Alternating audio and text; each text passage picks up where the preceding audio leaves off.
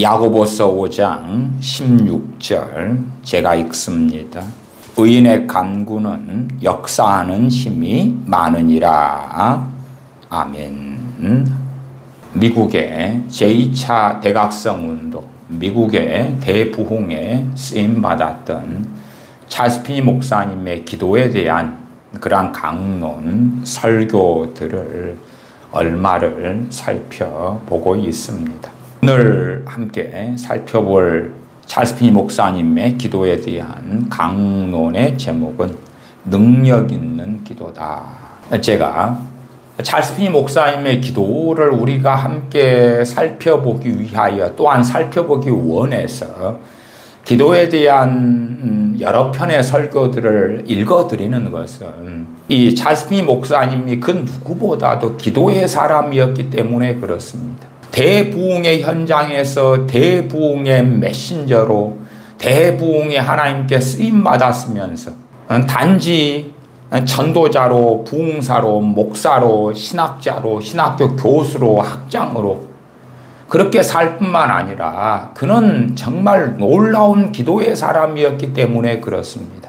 무릎으로 산 사람, 기도로 산 사람. 그러니까 기도에 대해서 정말 깊이 있게 잘 알기 때문에 그러하다. 그러나 단지 골방에서 기도만 하고 있었던 사람이 결코 아니고 방방곡곡에 다니면서 회개를 외치고 하나님께 돌아오라 외치고 사람들의 심령이 깨어나고 회개가 일어나고 거듭남이 일어나고 사람들의 마음 안에 주님을 사랑하게 되어지고 죄에서 돌이킴이 있고 불신자들이 주님께 나오고 그런데 쓰임받았고 그 현장에 있었던 전도자였기 때문에 그에게서 기도에 대한 하나님의 말씀을 강론하는 걸 들어보는 것은 너무나 귀할 것이다.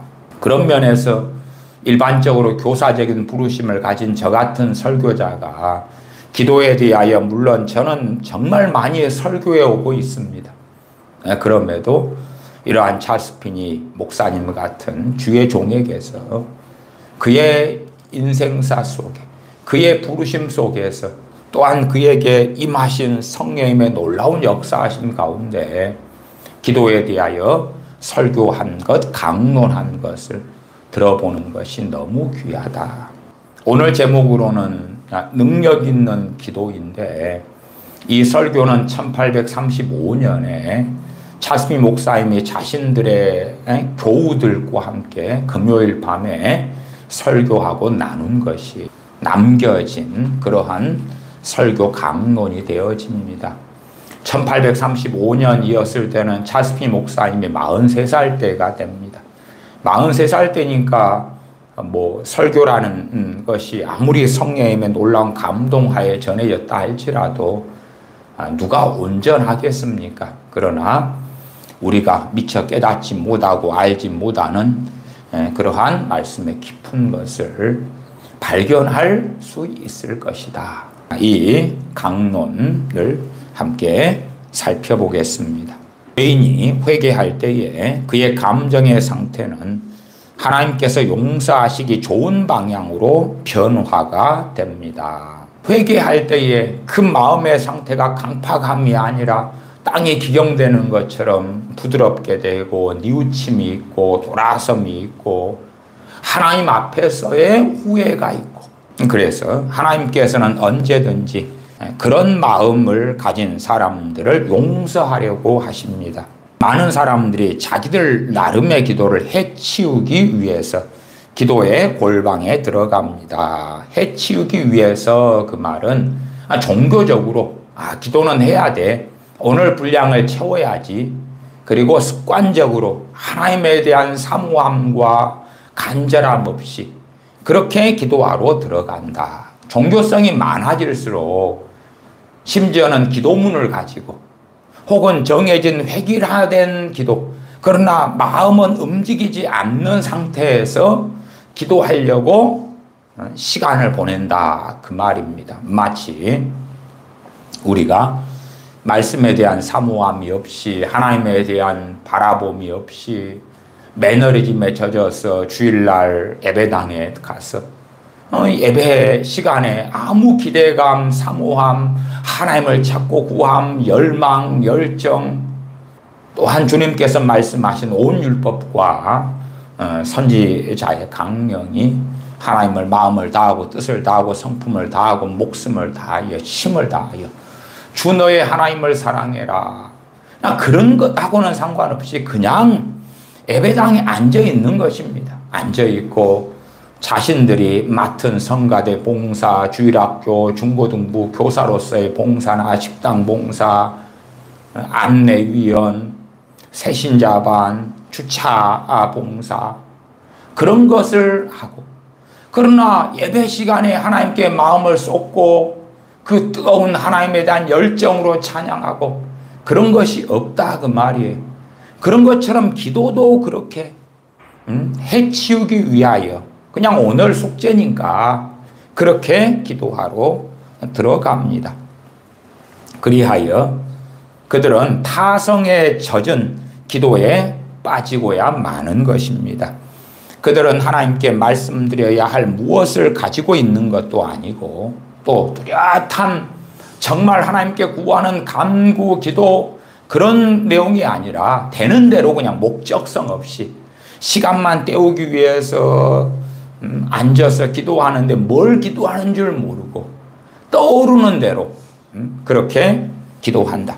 무엇을 가지고 있는 것도 아니고 마음속에 기도드릴 분명한 이유를 가지고 있는 것도 아닙니다. 무릎을 꿇고서 그저 상상의 나래를 따라 어디로든지 생각이 떠돌아다니면서 기도하는 것입니다. 기도를 마치고 나서 무엇을 기도했는지 거의 기억하지 못합니다. 이것은 능력 있는 기도가 될 수가 없습니다. 능력 있는 기도를 하려면 하나님의 뜻에 굴복하면서 기도해야 합니다.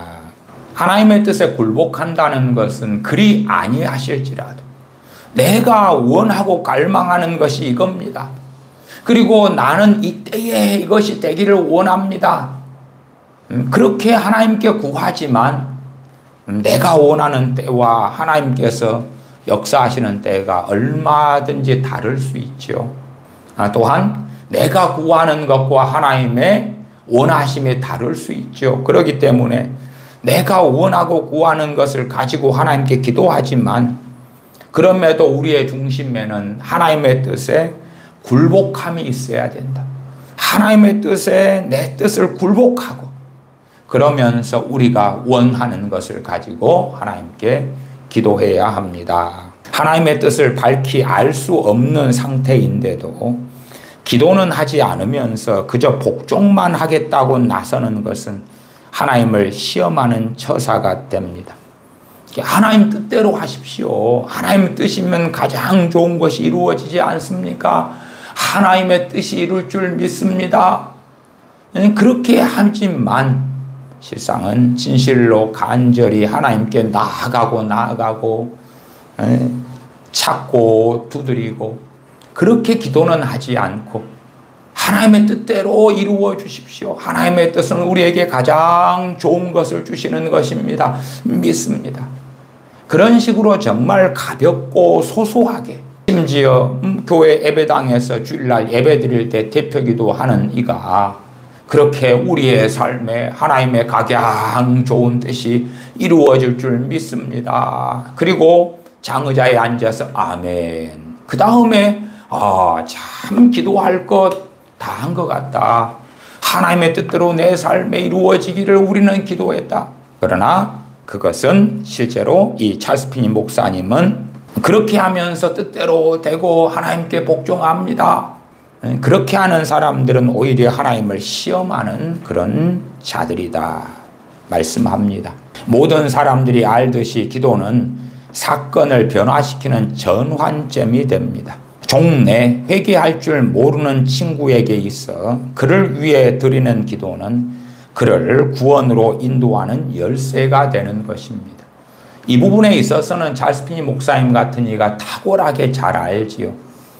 회개할 줄 모르는 친구를 위하여 그를 위하여 드리는 기도가 그를 구원으로 인도한다 그렇게 말하진 않아요. 구원을 받으려면 그가 말씀을 듣고 회개하고 주님을 믿어야 되기 때문에요. 그러나 그러한 친구를 위하여 드리는 기도가 그를 구원으로 인도하는 열쇠가 된다. 열쇠가.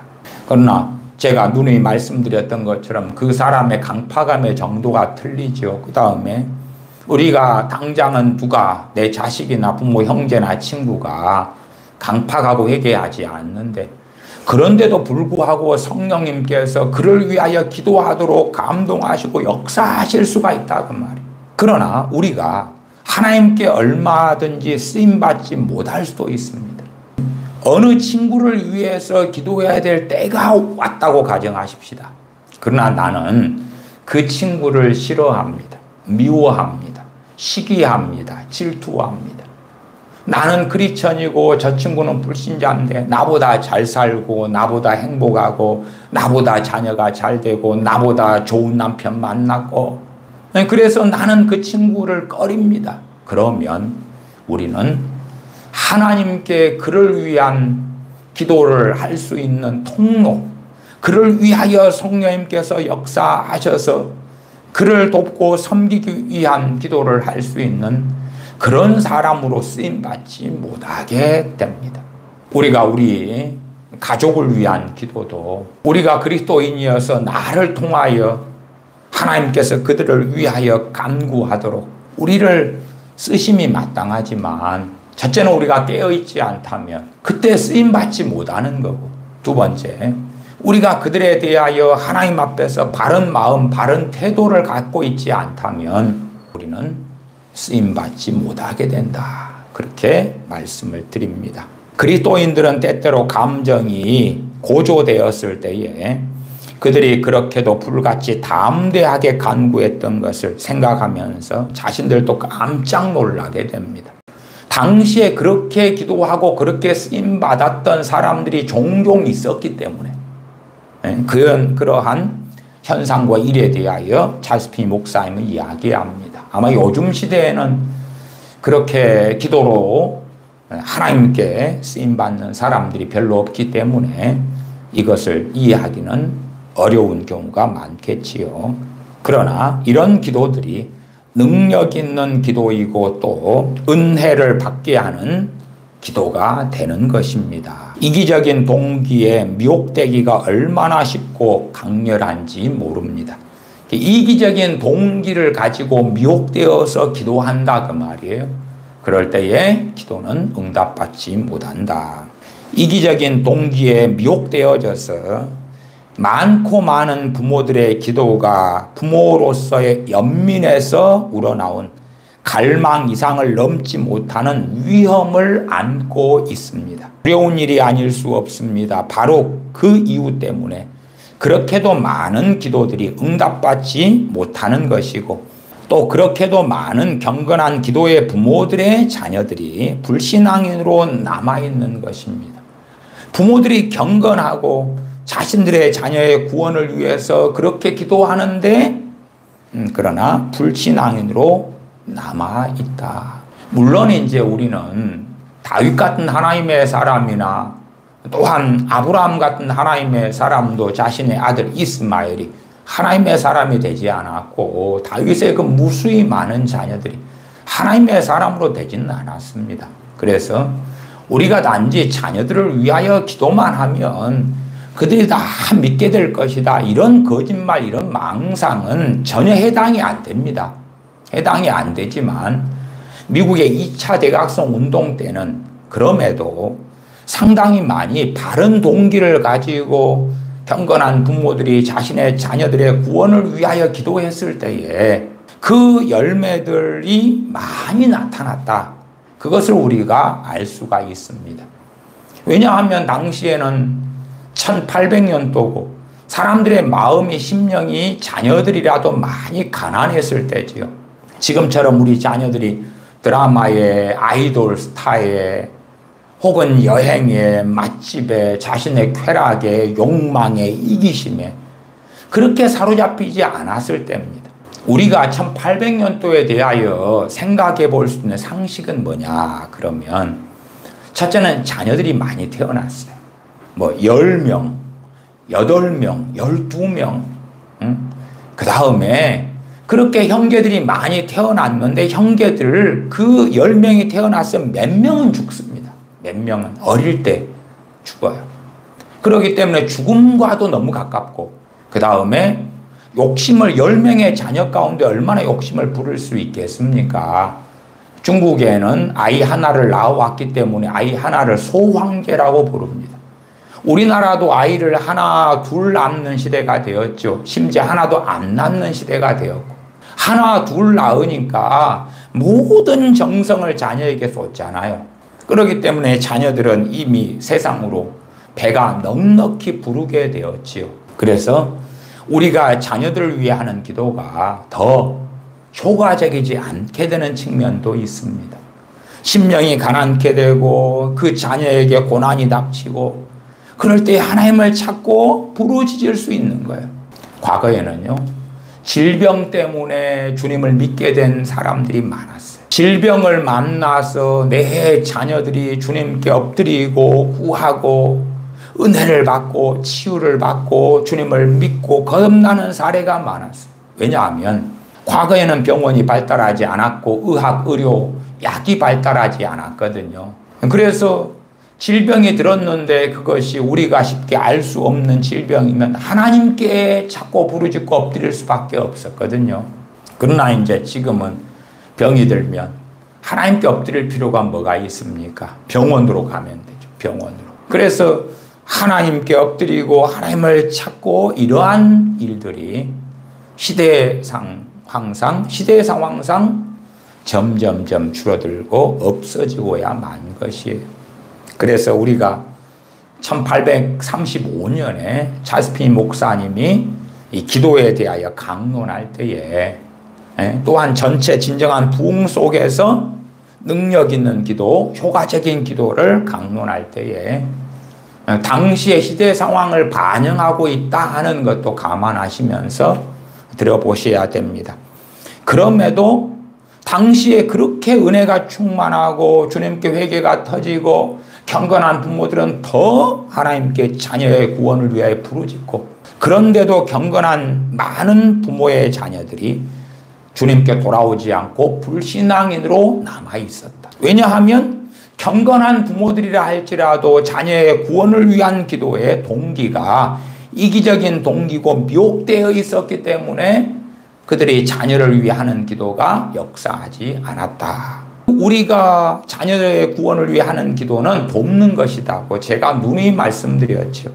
차스핀 목사님은 그건 구원의 열쇠가 된다. 구원의 열쇠가 된다.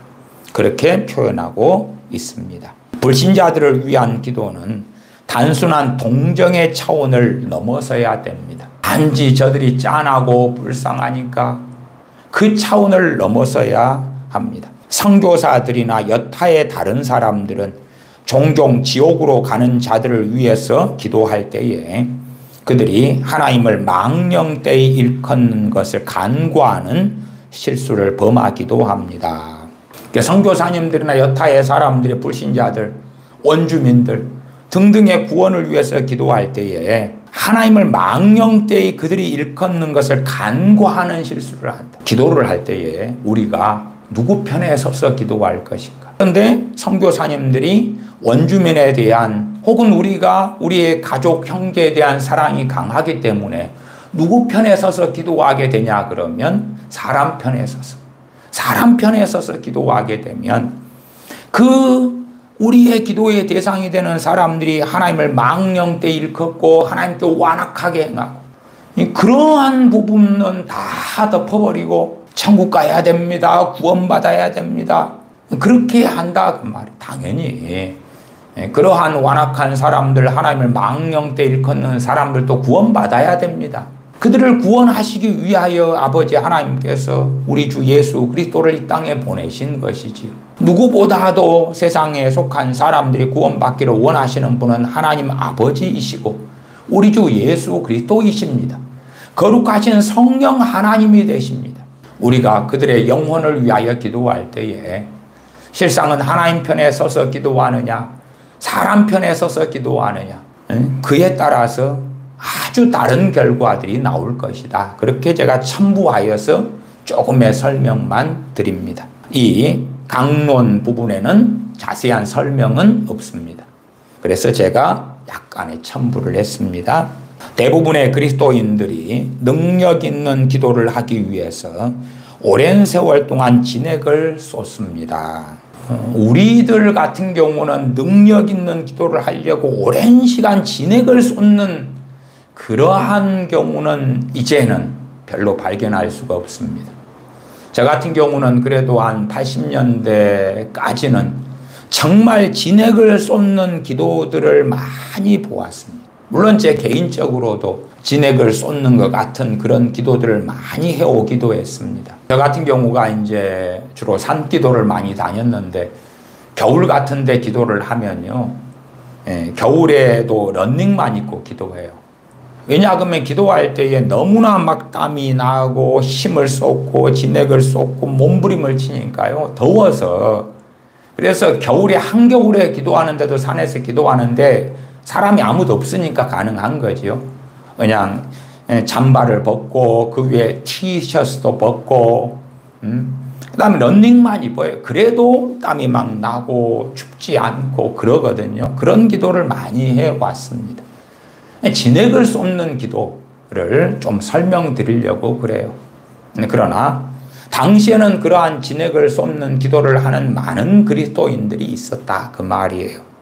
그래서 그들의 마음속에는 근심과 걱정이 가득 차게 되고 누구에 대한 근심과 걱정요? 불신자들에 대한 근심과 걱정. 마치 예레미야 선지자가 자신의 백성 유대인들 때문에 근심과 걱정이 가득 찼던 것처럼.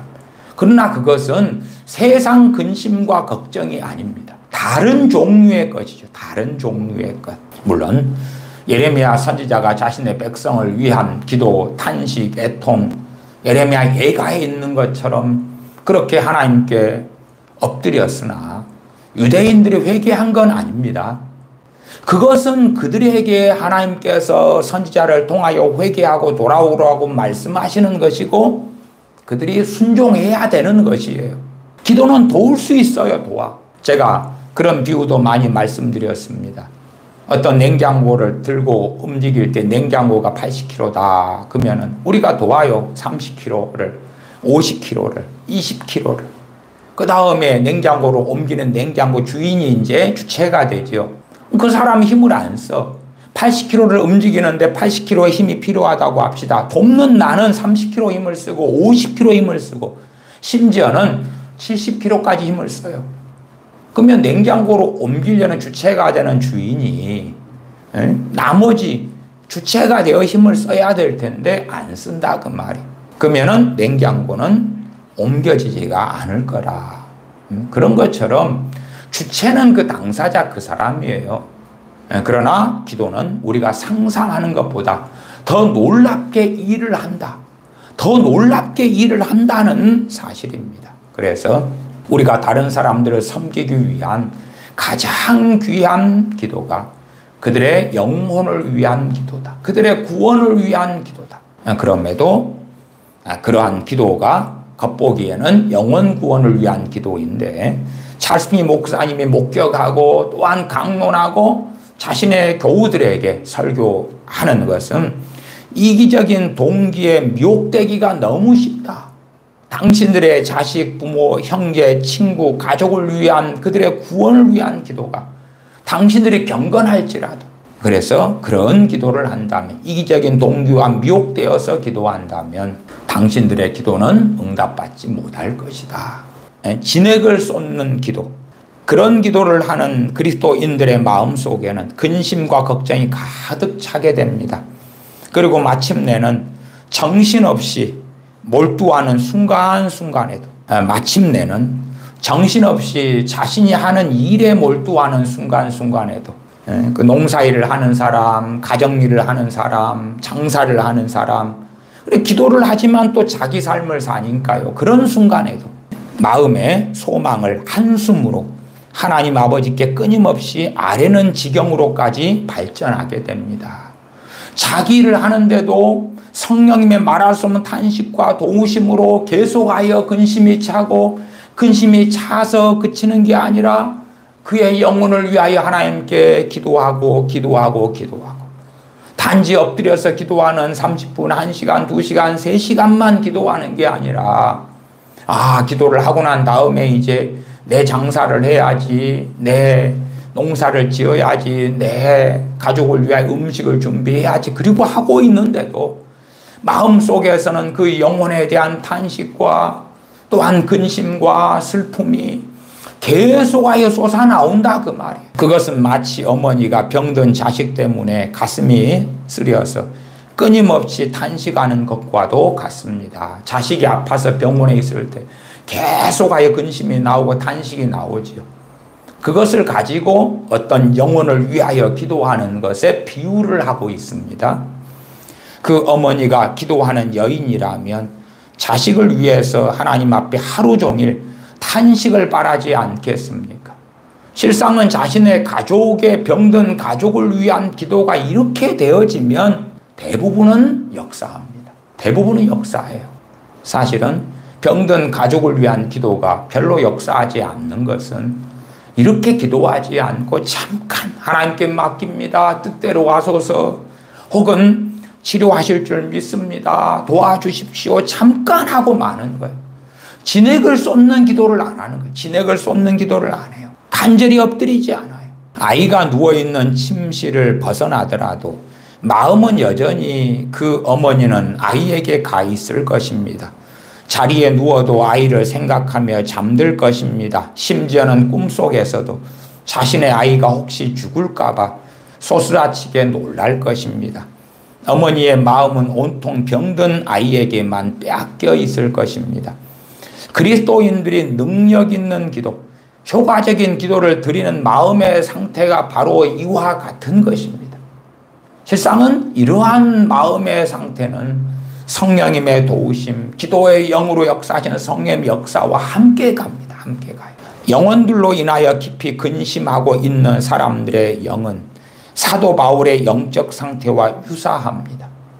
사람의 마음이 있고 영이 있잖아요. 근데 마음에서는 이제 다른 일로 분주하려고 하는데 사람의 영에서 성령님의 역사하심이 영을 통하여 마음으로 온단 말이에요. 약간 이야기하자면. 그러면 내 마음은 저걸로 저 일로 내 마음을 쏟아야지, 저걸로 관심을 가지고 해야지. 그런데 영을 통하여 자꾸만 어떤 영혼들에 대한 그러한 깊은 근심과 탄식이 온다 그 말이에요. 사도 바울은 영혼들을 위해서라면 자기 자신이 그리스도에게서 끊어질지라도 사모한다는 그러한 마음과 태도를 갖고 수고했습니다. 시편 119편 53절 136절에도 주의 율법을 버린 악인들을 인하여 내가 맹렬한 노에 잡혔나이다. 저희가 주의 법을 지키지 아니함으로 내 눈물이 시냇물같이 흐르나이다. 예레미야 선지자 역시 이스라엘의 범죄를 목도하면서 깊은 슬픔을 맛보았습니다. 슬프고 아프다. 내 마음속이 아프고 내 마음이 답답하여 잠잠할 수 없으니 이는 나의 심령 너가 나팔 소리와 전쟁의 경보를 들음이로다. 예레미야 4장 19절이죠. 그러나 이제 그 탄식을 가지고 말씀을 전하고 또한 백성들을 위하여 기도했지만 그러나 그 백성들의 완악함으로 인하여 예레미야 선지자의 대부분의 기도는 유감스럽게도 응답받지 못하고야 말았다. 만약 당신이 능력 있는 기도를 드리고 싶다면 많이 기도해야 됩니다.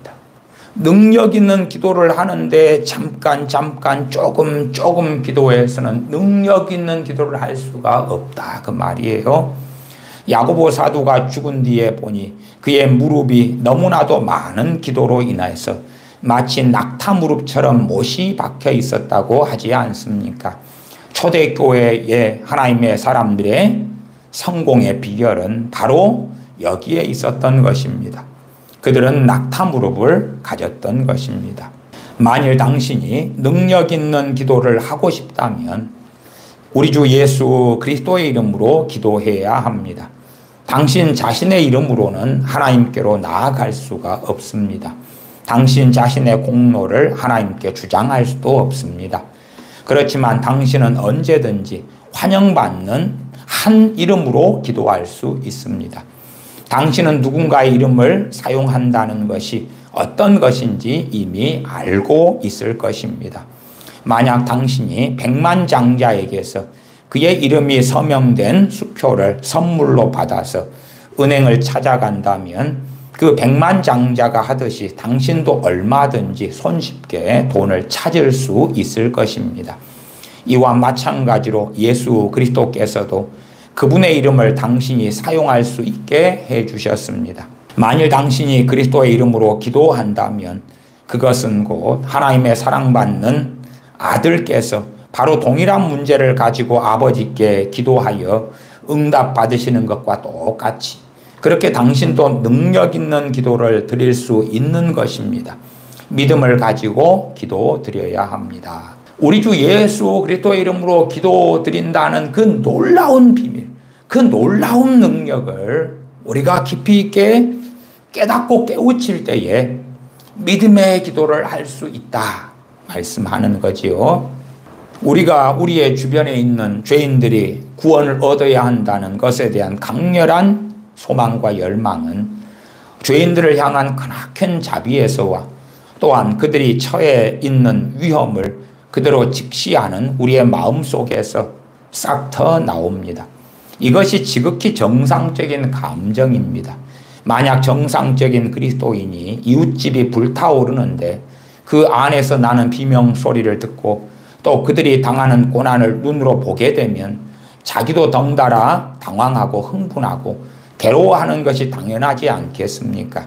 그러한 반응을 보고 이상하다고 생각하는 사람은 없을 것입니다. 실상 무덤덤한 반응을 보이는 자들이 이상한 사람들인 것입니다. 그렇다면 그리스도인들이 이렇게 죄인들의 두려운 운명을 보면서 깊은 염려를 하는데 왜 사람들은 그러한 그리스도인들을 보고 미치광이라고 하는 것이겠습니까? 그 이유는 이러한 가슴 깊은 염려를 체험하지 못한 사람들이 진정한 자비가 긍휼이 무엇인지 사랑이 무엇인지를 알지 못하기 때문입니다. 그들이 지닌 사랑이라는 것도 실상은 피상적인 그리스도인의 사랑일 것입니다. 수박 거달기의 사랑인 것이지요. 저는 그런 경우를 많이 들었습니다. 어린 자녀들에 대하여 주님을 열심히 믿고 섬기고 성경을 보고 기도하도록 예배에 참여하도록 별로 권면하지 않는 부모들. 지그들이 다 커서 알아서 할 것이야. 그런 사람들은 자녀를 사랑하는 게 아니라 미워하고 증오하는 그러한 부모들이 되고 진실로 구원이 무엇인지 자신이 크리스천이라고 하면서 진실로 구원이 무엇인지 영생이 무엇인지 영벌이 무엇인지를 알지 못하는 부모들이다. 다윗 같은 하나님의 사람은 당연히 자신의 자녀들에게 하나님을 경외하는 것을 잘 가르쳤을 것입니다만은 자녀들이 하나님을 경외하고 섬기는 바른 길로 돌아오지 않은 경우들이 대다수지요. 그러나 요즘의 현대 사회의 상당한 크리스천 부모들은 자신들이 받은 구원이 무엇인지 그 놀라운 은혜가 무엇인지 자각하지 않기에 자녀들에게 야, 신앙에 자유가 있는 거지. 너희들이 나중에 커서 어른 되어서 믿고 싶으면 믿고 그렇지 않고 싶으면 그렇지 않아도 돼. 그러한 부모가 많아요. 그러한 부모들은 정말 자신의 자녀들이 구원받기 위하여 애통하는 마음을 가지고 하나님께 엎드려 진액을 쏟아내는 기도를 할 수가 없지요. 또한 그런 기도를 하도록 성령님께서 역사하시지를 않습니다. 그렇게 역사하시질 않아요. 쓰지를 않아요. 그러면 과연 그의 가족, 부모, 형제가 성령님께서 그들의 영혼의 구원을 위하여서 역사하시는 것에 쓰임받지 못한다면 타인들은 어떻겠습니까? 타인들 가운데 쓰임받는 사람들이 어떻게 있겠는가 그 말이에요. 나는 지나치게 혹독하게 판단하거나 거칠게 말하고 싶지는 않습니다. 그렇지만 성도가 마땅히 지녀야 할 이러한 사랑의 성품을 갖지 못한 사람이라면 그런 사람은 틀림없이 명목상의 그리스도인에 지나지 않을 것입니다. 너무 비판적인 것이 아닙니다. 오히려 이것이 사실입니다. 그리스도인들은 극한에 달하게 되면 필사적으로 노력해서 그 무거운 짐을 우리 주 예수 그리스도께 맡기게 되어야 합니다. 그런 후에야 위하여 기도하던 그 영혼들이 구원받게 되리라는 그러한 다짐이라도 하나님께 받은 듯이 마음을 놓게 됩니다. 그 영혼에 대한 짐들을 주실 때에 그 영혼에 대한 짐을 가지고 하나님께 나아가고 주님께 내어드리고 맡겨드리고, 그래서 성령님께로부터 오는 이제 평안함이 올 때에 그 짐을 내려놓게 되는 것이지요. 그리고 하나님께서 그들의 영혼의 구원에 관여하실 것이다 하는 믿음이 역사하고 마음의 무거운 짐이 사라지게 된다. 이러한 분투를 겪고 난 뒤에, 이러한 기도의 고통을 맛본 뒤에, 그리고 그들의 구원에 하나님께서 관여하실 것이라는 위안을 얻고 난 후에는 그리스도인들은 종종 지극히 감미로운 그러한 천상의 사랑이 가슴속에 차오르는 것을 발견하게 됩니다. 그의 영혼은 하나님 안에 있는 그러한 감미롭고 영화로운 말할 수 없는 영광스러운 즐거움으로 즐거워하게 됩니다. 영혼들을 위해서 이렇게 기도로서 씨름하게 되면 열렬한 그리스도인들과 갓 태어난 회심자들 사이에 긴밀한 결속력이 생깁니다. 거듭난 영혼들은 자기들을 위하여 그렇게 기도로 산고를 겪은 사람들을 매우 친근하게 대하게 됩니다. 한 영혼이 구원받기 위하여 씨름하고 그들을 위해 기도하고, 기도할 뿐만 아니라 또 전도하고 권면하고 그들을 주님께 나오도록 인도하려고 애쓰고, 그러면서 그들의 영혼을 위하여 단식하고 기도하고, 그 다음에 구원받은 사람들과의 영적 친밀함, 또 그 구원받게 된 초신자들을 위하여 계속하여 살피고 권면하고 믿음이 성장하도록 돕는 그 섬김이 이어지겠지요.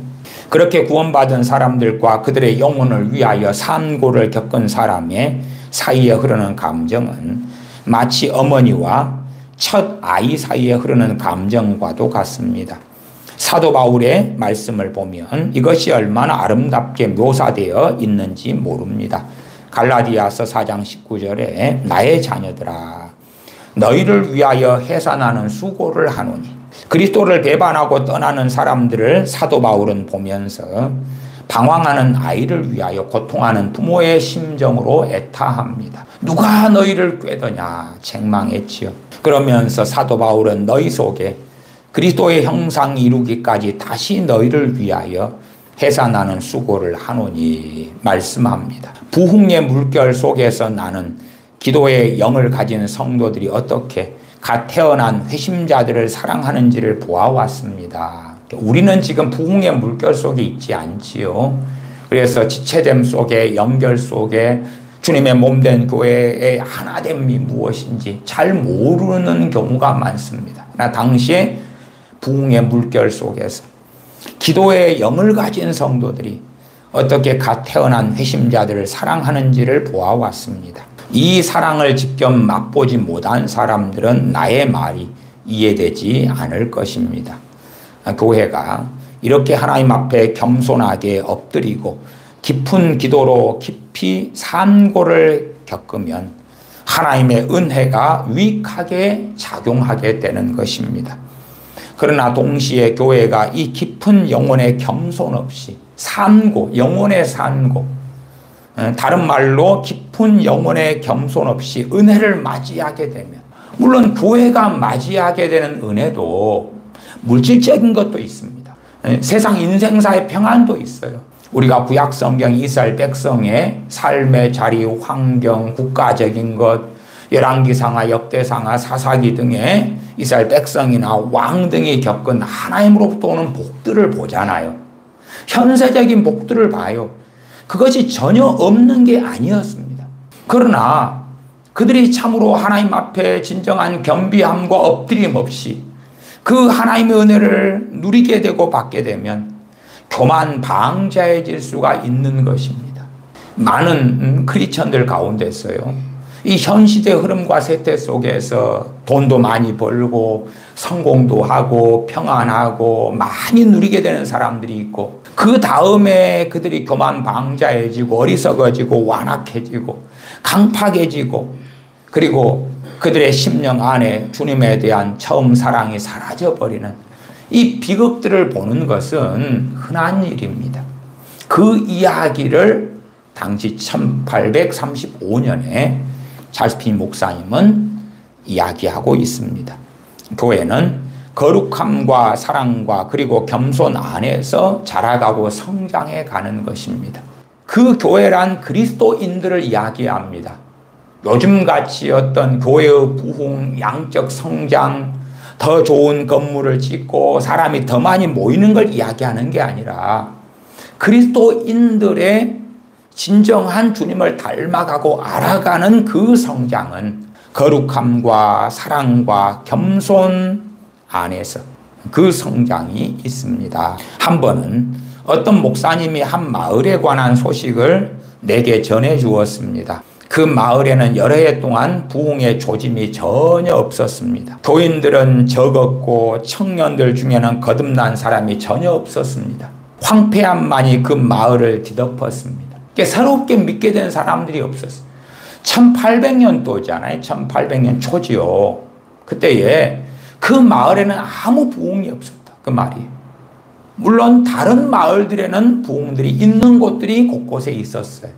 미국의 제2차 대각성 운동 때고, 그 다음에 좀 수십 년 전 앞으로 가면 조나단 에드워즈 목사님이나 조지 필드 목사님 등을 통해서 일어났던 미국의 1차 대각성이 수십 년 전에 있었고, 그리고 그것이 이어져 왔고, 그래서 이 마을에는 전혀 그러한 일이 없었다. 청년들도 회개하고 회심하고 주님 믿는 경우도 없었고, 교인들의 숫자는 너무 적었고 그러했다. 황폐함만이 그 마을을 덮고 있었습니다. 그 마을의 외진 곳에 한 늙은 대장장이가 살고 있었습니다. 그 사람은 말을 얼마나 심하게 더듬는지 듣는 사람들이 고통스러울 정도였습니다. 말을 더듬는데 알아듣지는 못하겠고, 그렇게 하니까 이해하려고 듣는 것이 너무 괴로운 그 늙은 대장장이가 있었답니다. 어느 금요일에 그 노인이 홀로 대장간에서 일을 하면서, 그러면서 이 교회의 형편과 불신자들의 형편을 생각하고는 낙담에 빠지게 되었습니다. 교회가 단지 그냥 매너리즘에 빠지고 종교화된 사람이 아니었기 때문에 어떻게 신앙이, 어떻게 믿음이 뜨거움도 없고 냉랭하고, 주님께 돌아오는 사람도 없고, 주님을 믿는 적은 사람들도 냉랭해지고, 그래서 낙담에 빠지게 되었습니다. 얼마나 가슴이 아팠는지 일하다가, 대장간에서 일하다가 일을 놔두고 가게 문을 잠근 뒤에 대장간을 잠갔지요. 오후 전부를 기도하며 보내게 되었습니다. 그 노인은 저녁까지 기도하였습니다. 그리고 그분은 목사님을 찾아가서 집회를 열어달라고 부탁을 했습니다. 목사님은 한동안 주저하다가 동의했지만은 사실은 집회를 열어도 몇 사람이나 참석하겠는가 하고 염려하였습니다. 집회는 그날 저녁에 한 개인의 저택에서 열리게 되었습니다. 목사님 부탁을 받고 이제 회의적이었지만 한 개인 집에서 집회를 했다, 그 말이에요. 그런데 저녁이 되자 그 집에 다 수용할 수 없을 만큼 많은 사람이 몰려들었습니다. 모여든 군중이 잠시 침묵을 지키고 있는데, 목사님이 설교를 한 게 아니고요. 이제 목사님은 설교하려고 했겠지요. 근데 갑자기 한 사람이 울음을 터뜨리면서 이렇게 말했습니다. 누가 기도할 줄 아시면 저를 위해서 기도를 해 주시겠습니까? 다른 사람이 그렇게 외쳤고 또 다른 사람이 그렇게 외쳤습니다. 마침내 마을의 모든 사람이 깊은 거듭남의 확신이 올 때까지 그렇게 애통하며 엎드렸습니다. 놀라운 사실은 그 사람들 모두가 하나같이 그 노인이 그 대장간에서 기도하던 바로 그 시간에 마음의 찔림을 받았다는 것입니다. 우리가 사도행전에서도 또한 주님의 이 땅의 공생의 가운데서도 마음의 찔림을 받은 사람들이 각자 다른 길을 걸어갔지요. 스데반 집사님이 말씀을 증거할 때 마음에 찔려서 스데반 집사님 돌로 쳐 죽였고요. 또 어떤 이들은 마음에 찔려서 형제들아 어찌할꼬 어떻게 하면 구원을 받느냐. 너희가 예수님을 십자가에 못 박아 죽였다. 너희가 하나님의 독생자를 십자가에 못 박아 죽었다. 너희가 너희의 왕을 죽였다. 마음에 찔리고 사도 베드로는 회개하고 주 예수님을 믿으라고 그렇게 복음을 전파하지. 이 노인푸는 대장간에서 이 마을 사람들의 구원을 위해 기도할 때에 그때에 성령이 역사하시고 마을 사람들에게는 마음에 찔림이 있었다 그 말이에요. 마음에 찔렸고 그들은 엎드렸어요. 그리고 그 마을에 강력한 부흥이 왔습니다. 이 말 더듬이 노인은 이렇게 능력 있는 기도를 드리게 되었습니다. 그 노인은 기도를 통해서 하늘의 능력을 맛보게 되었던 것입니다. 우리가 요즘에는 상상할 수 없는, 또 저는 그 과거의 부흥에 대해서 연구를 많이 했어요. 책도 많이 살펴보고. 그래서 저 개인적으로도 뭐 이러한 사례들을 많이 읽은 다음에 저도 이러한 부흥들이 있기를 꿈꾸어서 마을, 도시, 대학 캠퍼스, 군대, 뭐 지역을 놓고 정말 이런 노인품 같이 쓰임받기를 위하여 또 지역이나 교회 등을 위하여 정말 많이 기도로 날밤을 새고 살기는 했습니다만은, 그러나 그러한 열매는 전혀 저 같은 경우는 본 적은 없습니다.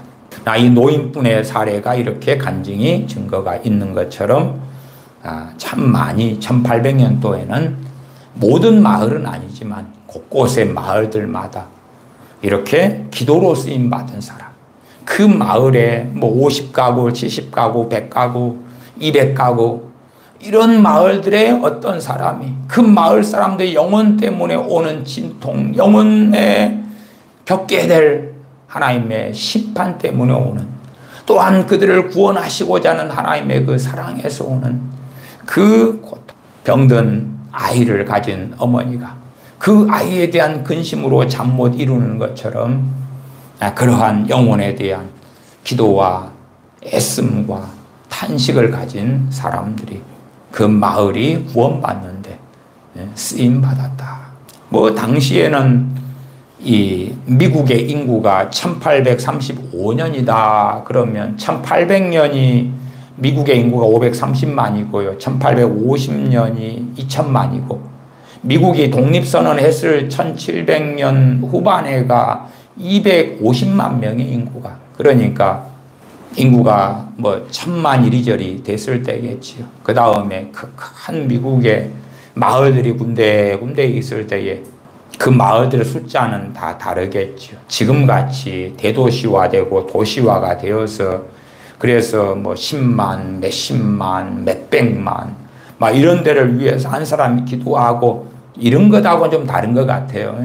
그때는 몇십 가구 마을, 몇십 가구 마을, 그 다음에 몇백 가구도 굉장히 큰 것이 되겠죠. 제가 어릴 때는 섬에서 종종 지냈고 많이 지냈는데 섬에 가면은 마을들이 곳곳에 흩어져 있어요. 그래도 뭐 집집마다 아이들이 5, 7, 10 막 그러거든요. 그러니까 한 20가구만 돼도 한 집당 한 7명 잡으면 140명이면 사람이 많아요. 그리고 옆마을에 가면 50가구면 막 300명, 500명 그러거든요. 그러한 시대라고 생각하시면 돼요. 그 다음에 70년대 이럴 때도 집집마다 아이들이 태어나서 많이 죽고 그랬거든요. 60년대, 50년대는 더 그랬고요. 1800년도의 초반에 얼마나 많이 아이들이 태어났고 많이 죽었고, 그 다음에 곳곳에 마을들이 있어서 농경 문화가 중심이기 때문에 가축을 키우고 농사를 짓고 그러니까요.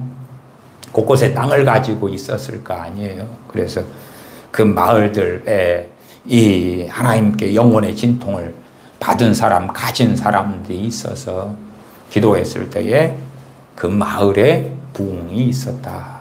데이비드 브레이너드 선교사님 인디안 선교를 하시며 일찍 20대 후반에 돌아가셨던 그러한 선교사님의 일기를 보아도 인디언 마을들 곳곳에 들려가면서 어떤 마을에는 그 마을을 위한 기도와 말씀을 전하고 진통을 가지고 부흥이 일어나고, 어떤 마을은 전혀 그렇지 않고 냉랭하고, 그럼에도 상당히 많은 마을들의 구원의 역사가 나타나는 그 일기의 내용을 읽다 보면 그럼에도 정말 하나님의 마음을 가지고 하나님의 그 사랑을 가지고 때로는 하나님의 그 공의를 가지고 외치는 그 복음, 또한 그들의 영혼을 위하여 기도하는 그 기도의 외침과 함께하여 하나님께서 놀랍게 역사하시고 사람들의 구원이 나타나는 아름다운 그러한 현장들을 보게 되기도 합니다. 기도하겠습니다. 아버지 하나님, 과거에 200년이 흐른 지금에 와서 200년 전에 기도의 사람, 말씀의 사람이었던 하나님의 종의 강론을 함께 살펴보았습니다. 부흥의 시대 때에 어떻게 그리스도인들이 영혼의 진통을 가지고 또한 다른 영혼들의 짐을 짊어지고 하나님 편에 서서 기도하였는지, 또한 그 기도의 열매가 어떠했는지도 잠깐 살펴보았습니다. 진실로 우리가 하나님께 우리의 부모, 형제, 가족, 이웃, 친구의 영혼을 위하여 우리가 사는 마을 지역에 잃어버린 영혼들을 위하여 기도하며 또한 기도의 짐을 성령님께서 주셔서 기꺼이 쓰임받을 수 있는 그러한 하나님의 자녀가 되도록 저희들을 일깨워 주시옵소서. 우리 주 예수님의 이름으로 기도하옵나이다. 아멘.